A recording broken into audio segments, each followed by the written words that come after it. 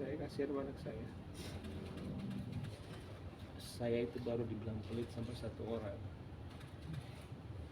Itu istri saya sendiri. Harta gono gini itu ada sebelum kita perceraian.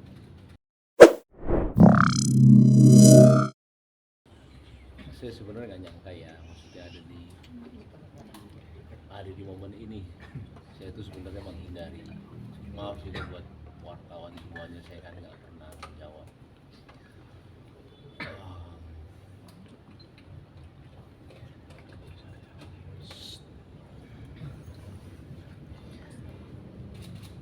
Sebenarnya posisi saya itu sulit.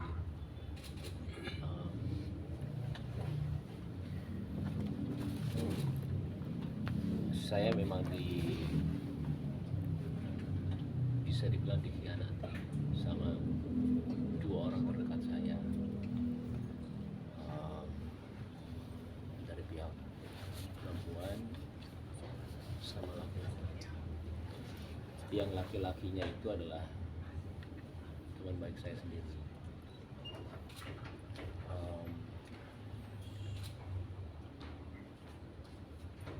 Sebenarnya pas kejadian itu hari pertama saya itu sudah memaafkan, tapi pakai caranya saya lah ya. Dan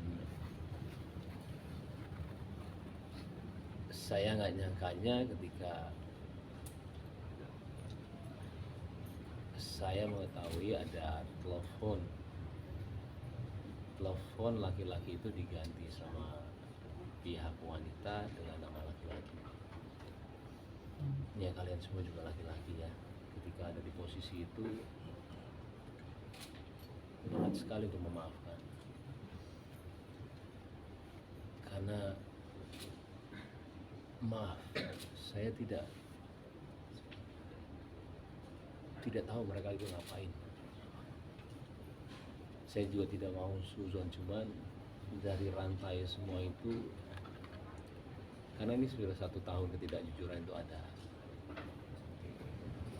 Saya sendiri juga kadang-kadang suka nggak percaya, jangankan kalian, saya juga nggak percaya apa yang terjadi sama saya, karena saya selama ini cuman menahan semuanya selama 1 tahun.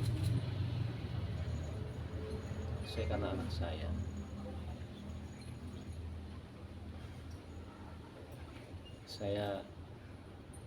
kalau udah bicara anak, terserahlah. Apapun yang kalian mau bicara mengenai saya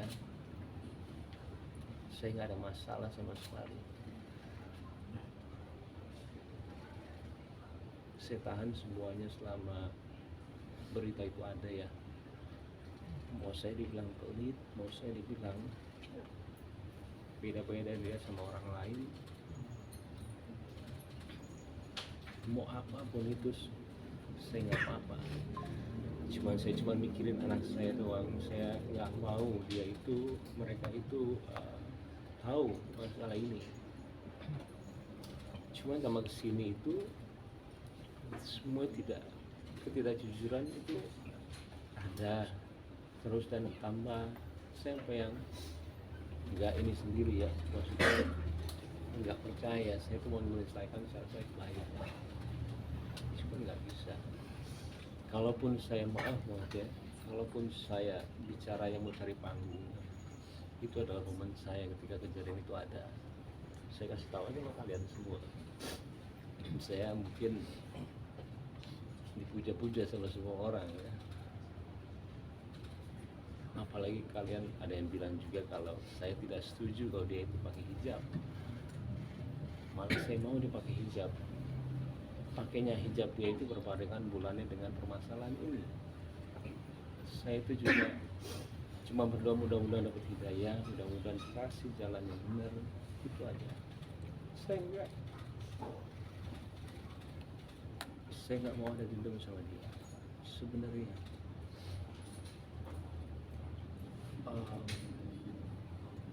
Apalagi dibilang, saya jujur, selama hidup saya itu baru dibilang pelit sampai satu orang.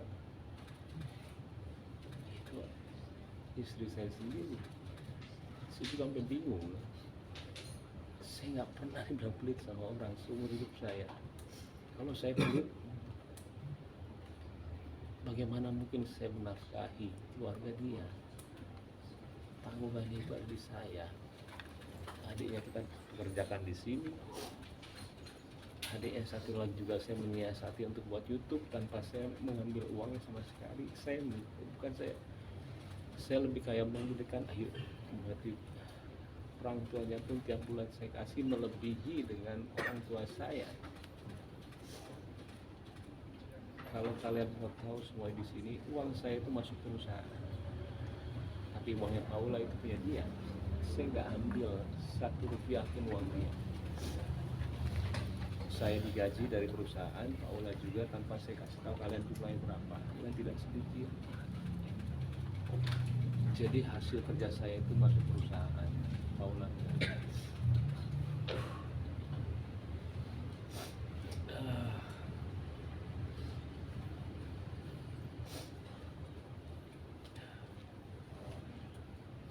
Dan sebenarnya saya juga bingung ketika pembicaraan, maaf banget, harta gono gini itu ada sebelum kita perceraian.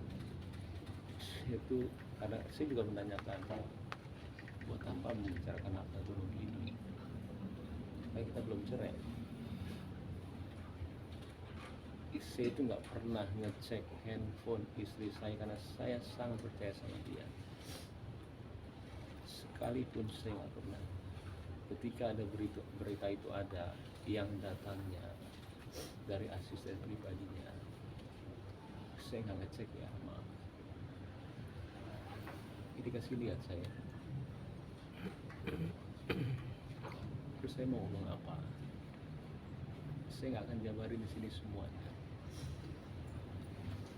Saya ke keluarga saya tanya harus gimana, ini begini.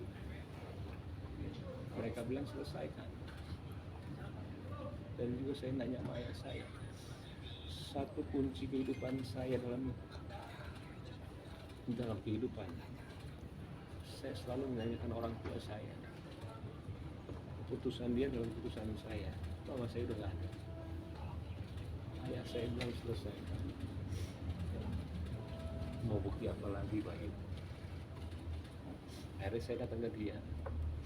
Jadi kalau bilang ini semuanya tiba-tiba, enggak. Saya waktu itu udah gak kuat juga, tapi bukan masalah ini ya, jadi masalah sifat. Saya datang ke orang tua dia dan saya udah bilang kalau saya dulu sudah tidak bisa. Tapi akhirnya saya coba lagi. Saya bilang sama dia terakhir.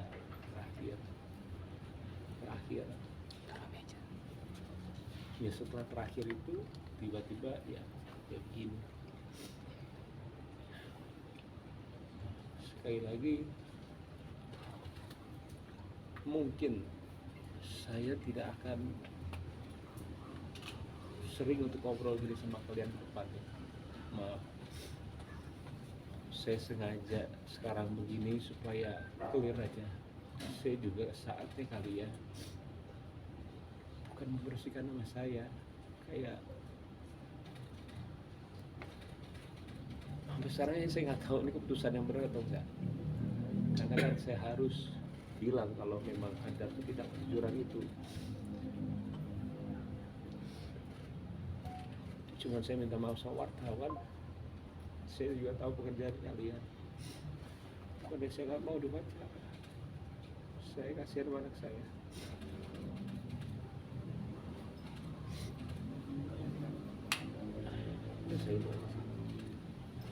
Saya informasikan bahwa Muhammad Ibrahim alias Baik Wong pada hari Senin telah mendaftarkan gugatannya ke Pengadilan Agama Jakarta Selatan terkait dengan gugatan cerai talak terhadap istrinya yang bernama Paula.